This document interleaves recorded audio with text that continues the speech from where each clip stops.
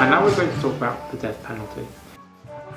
For many years, England, in common with most of the world, had a death penalty. Times were uncertain, justice was harsh, life was harsh. As a result of a number of cases, Craig and Bentley being one of them, the let him have it case, the execution of Ruth Ellis, the last woman to have been executed, and the Timothy Evans case, the feeling was within political society, and indeed within society as a whole, that this was inherently wrong. Because we are human and make mistakes, the law could not be permitted to impose the ultimate sanction, because the law just might get it wrong.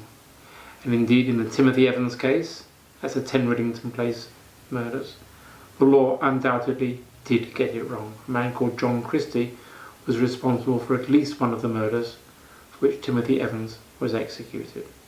Within a very short time, as a result of only really very few convictions, the death penalty was abolished for all relevant purposes. And that has remained the position up until now.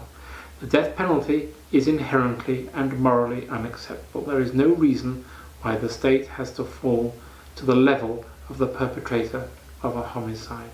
It is the duty of the state to promote life, not to take life under any circumstances, perhaps with the exception of war. And I've always been opposed and remain opposed to the death penalty. There are a number of countries that have a death penalty. Indeed, we cannot extradite from this country any person charged with murder unless there is a solemn and binding undertaking that the death penalty will not be asked for. It is quite simple. The death penalty is no more than retribution. It doesn't do anything for anyone and does not allow, in any circumstances, for an error which can subsequently be undone. If I were to be charged with murder, I hear you quite, yes, it may well happen. What could be my possible defences? I'd cover you with custard,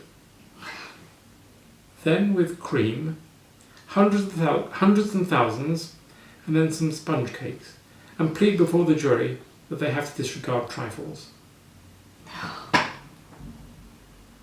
What would, in all seriousness, be your possible defences? Several defences. You could claim self-defence if that were appropriate.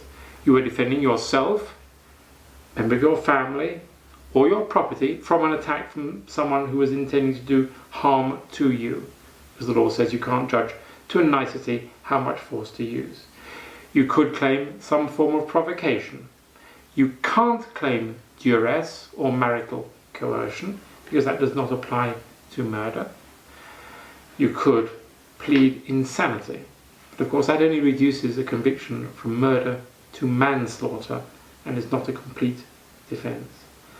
The main defence, of course, will be that you didn't actually intend to cause either death or really serious harm.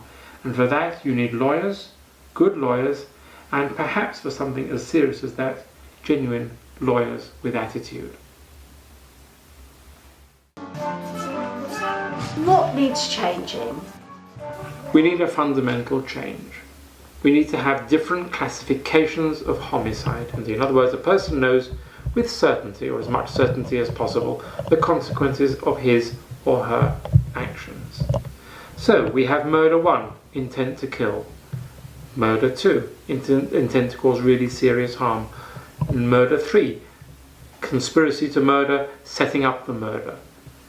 Murder 4, being concerned in perhaps transporting somebody to or from a homicide, knowing that in the first case murder may take place, in the second case that very serious harm may be caused. And in those circumstances, I think it is easier for everybody involved in a criminal case not only to understand what the issues are, but to reach a just verdict, and then any sentence upon conviction can also be just. Justice is not something you just rush through and hope for. Justice is far too important for that.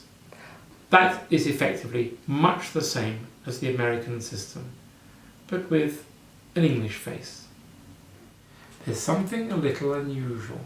Britain, of course, has a nice long history of using obscure terms and words, some of which didn't go across to America. And one of them I'm going to quote from a case in the 1670s. It's a man who was indicted, charged, with murder.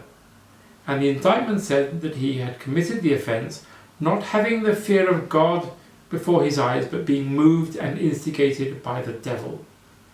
A delightful concept, so archaic that it's beyond belief, but that I think explains, in some respects, how slowly the law has developed and why we've had this intent to kill and eventually intent to cause grievous bodily harm.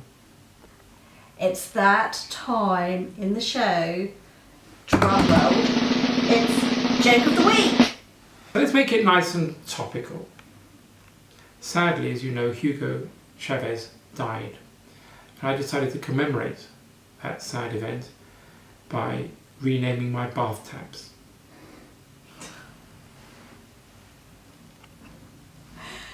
As we've been away for so long, as a special treat, I think we should have a second Joke of the Week.